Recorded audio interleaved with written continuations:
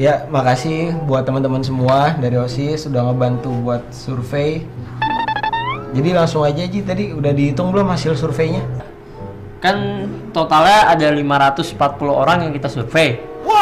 324-nya itu lebih suka pengumuman lewat broadcast WhatsApp. Sisanya 216 lewat mading. Mantap, bener banget tuh. Emang orang lebih enak baca lewat HP.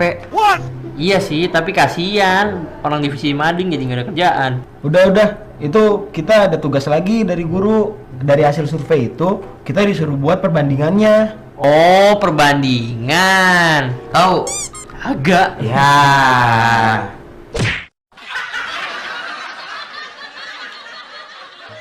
Halo sahabat edukasi, itu tadi teman-teman yang tadi disuruh sama gurunya untuk menghitung mana yang banyak pakai WhatsApp atau mana yang lebih banyak baca di mading. Dan ternyata itu membawa kita kepada sesuatu konsep matematika yang kita sebut dengan perbandingan atau rasio. Nah, apa itu perbandingan atau rasio? Perbandingan atau rasio digunakan untuk membandingkan besaran suatu benda dengan benda lainnya. Besaran benda ini banyak, bisa dari ukurannya, bisa berupa panjang, kecepatan, massa, waktu, atau banyak bendanya, dan banyak hal yang tentang besaran, pokoknya besaran tentang suatu benda. Kemudian cara menyatakan rasio atau perbandingan ini itu ada 3 cara. Cara yang pertama itu adalah dengan bentuk pecahan. Semisal 2/3, pecahan 3/4, atau 5/8, dan seterusnya gitu. Lalu kedua, bisa dinyatakan dengan dua bilangan yang dipisahkan oleh titik 2. Misalnya kita lihat ada 2/3 tadi, bisa kita tulis menjadi 2/3. 2.2 kemudian 3, kemudian 5.2, kemudian 6, 5/6, dan seterusnya. Kemudian yang ketiga, bisa dinyatakan dengan dua bilangan yang dipisahkan oleh kata dari. Dipisahkan dengan kata dari. Jadi kalau 2/3 bisa disebut dengan 2/3. Atau biasa lihat di iklan-iklannya ada yang ternyata 9 dari 10 wanita menggunakan sampo ini, gitu-gitu. Nah, itu adalah kalimat-kalimat perbandingan. Nah, sekarang mari kita lihat teman-teman yang tadi yang sudah menghitung sekolahnya itu 150 orang. Berapa sih yang disurvei? Mereka mensurvei 540 siswa yang ada di sekolahnya. Mana yang lebih berapa banyak yang membaca berita dari mading dan berapa banyak yang lebih suka dari broadcast message. Dan di situ didapatlah ternyata 324 siswa memilih lebih suka membaca dari broadcast message. Kemudian 216 siswa memilih lebih suka membaca dari mading. Nah, kemudian guru pembimbingnya itu meminta untuk diberikan laporan dalam bentuk perbandingan, karena kalau bilangan-bilangan ini langsung diberikan terlalu besar gitu. Jadi maunya disederhanakan dalam bentuk perbandingan atau rasio. Nah, bagaimana caranya? Caranya adalah seperti kita mulai, diketahui 540 siswa yang disurvei, 324 broadcast message, 216 memilih mading. Maka perbandingannya adalah kita bandingkan langsung jumlah siswa yang memilih broadcast dibanding dengan jumlah mahasiswa yang mengikuti survei. Maka didapatlah 324 dibagi 540 sama dengan 3/5. Jadi rasio 3 dari 5 siswa menyatakan bahwa 3 dari setiap 5 siswa yang mengikuti survei itu memilih untuk membaca berita dari broadcast message. Kemudian perbandingan banyaknya siswa yang memilih mading terhadap jumlah siswa yang mengikuti survei. Langsung banyaknya jumlah siswa yang memilih mading per banyaknya siswa yang mengikuti survei. Kemudian dapatlah 216 per 540 sama dengan 2/5. Nah, rasio 2 dari 5 ini dibacanya adalah 2 dari setiap 5 siswa yang mengikuti survei itu memilih untuk membaca berita melalui mading. Dan untuk perbandingan banyaknya siswa yang memilih broadcast WhatsApp terhadap mading, terhadap media mading yaitu 324 dibagi dengan 216 sama dengan 3/2. Maka perbandingannya adalah 3:2. Dan perbandingan-perbandingan itulah yang tadi akan dilaporkan oleh OSIS kepada guru pembinanya. Begitu sahabat edukasi. Ternyata belajar perbandingan ini memudahkan kita dalam menggambarkan sesuatu, menggambarkan suatu keadaan, menggambarkan suatu besaran. Jadi teman-teman ketika menemukan suatu tempat atau suatu keadaan yang itu dia heterogen segala macam, jadi banyak hal yang bisa ditemukan di situ, itu bisa kita sederhanakan dengan menampilkan data berupa rasio atau perbandingan. Dan itu sehari-hari, karena kita bisa melihat jarak antar kota, kemudian pembuatan peta, kemudian miniatur barang, modeling dan segala macamnya, itu semuanya dengan konsep perbandingan. Oleh karena itu, jangan pernah lelah untuk belajar matematika, karena matematika akan selalu membuat kita menjadi lebih mantap.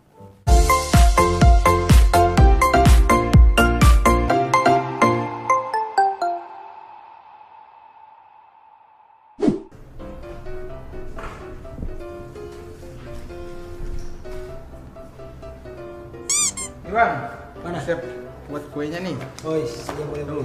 Bacain dah. Nih buat 3 kue, 270 gram terigu, 5 telur, dan 120 gram gula. Nah kalau buat 21 kue berapa tuh bang? Hah? 21 kue? Iya kan ada acara keluarga nanti. Oh iya lupa abang. Iya, Berarti lupa. kurang ini dah bahannya. Iya bang kurang. Kalau gitu kamu beli dulu nih di warung. Nih duitnya buat beli di warung. Beli bongan nih ya? Bukan, monopoli itu. Ya enggak lah, duit Warung asli ini. nih. Terawang aja tuh. Asli nih, bukan main-main. Yaudah kamu beli ntar di warung Ucok biasa. Terigu kan satunya 1 kilonya kan 9.000. Oke. Terus telur satu butirnya 2.500 sama gulanya 12.000 per kilo. Oke. Dengan uang segini dan harga segitu kita dapat berapa kue nih bang? Berapa ya? Ya kamu hitung sendiri lah. Ya Allah punya abang mageran. Jangan nyolot dong jadi adek. Punya abang mageran. Waduh, nggak bener.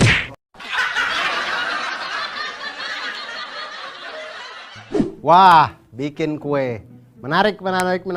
Ada cowok-cowok berkumpul dan membuat kue. Wah, enak sekali ya. Jadi kita bisa bertamu ke rumah mereka kemudian meminta kue-kue yang dibuat tadi gitu. Tapi sebenarnya tadi ada permasalahan.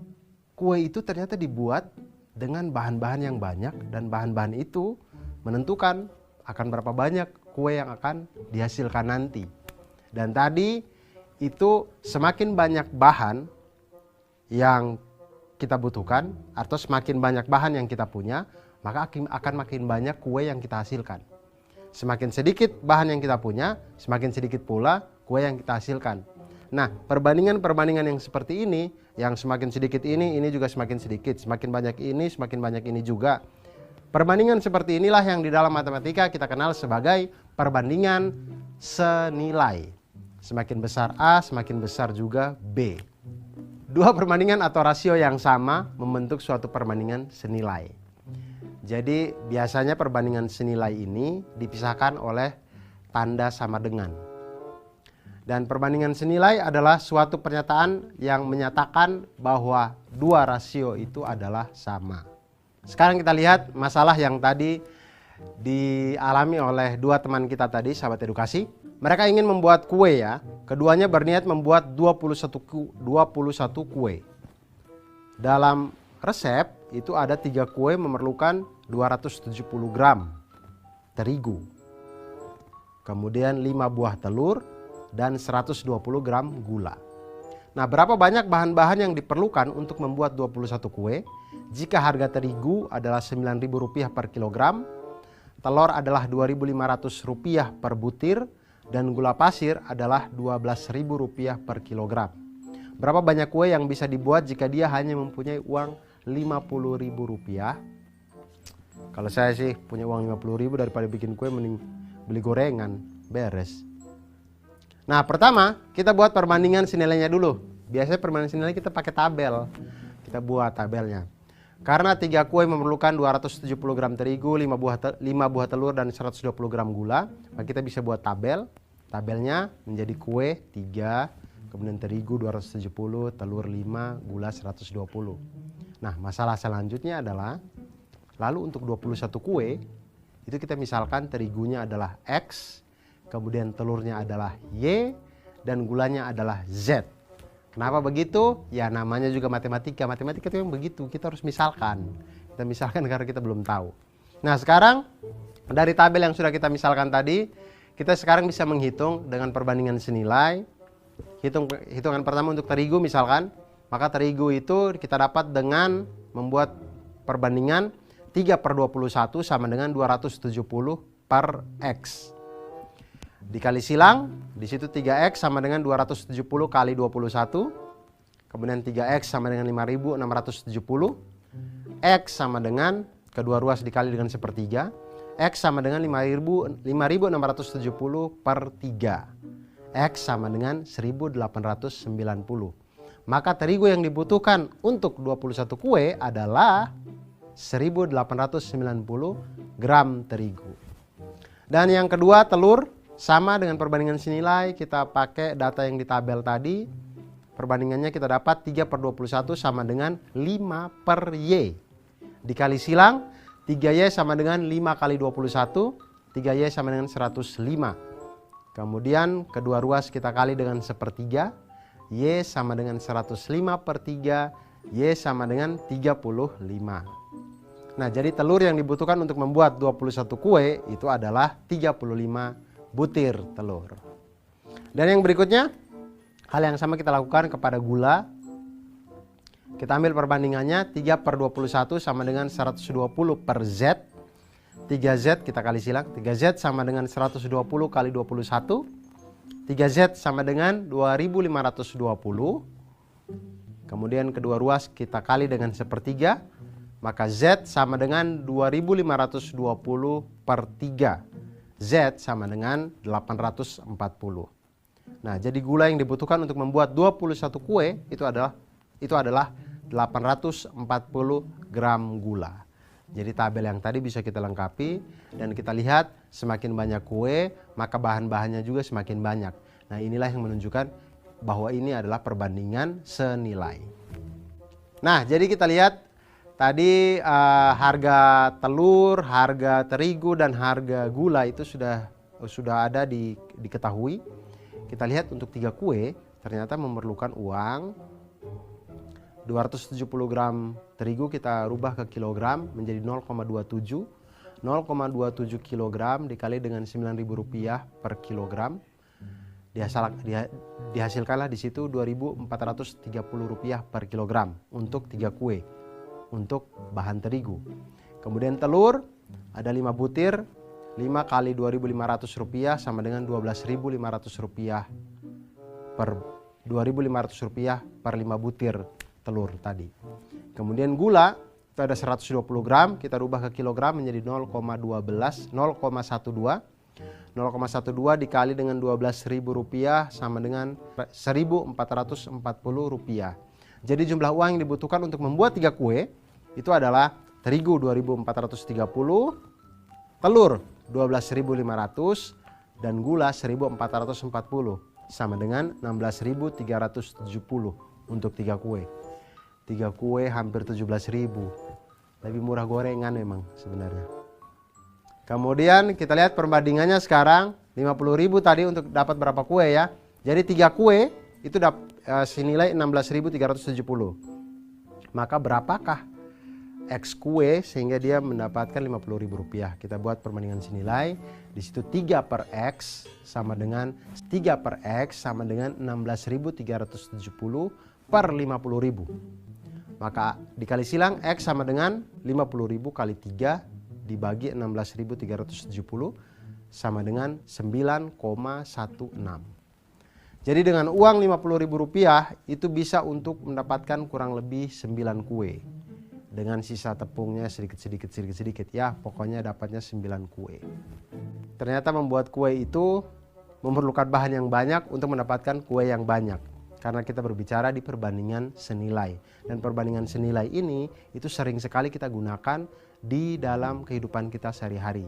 Oleh karena itu sahabat edukasi, jangan pernah menyerah untuk belajar matematika, jangan pernah lelah untuk belajar matematika, karena matematika itu membuat hidup kita menjadi lebih mantul, manfaat betul.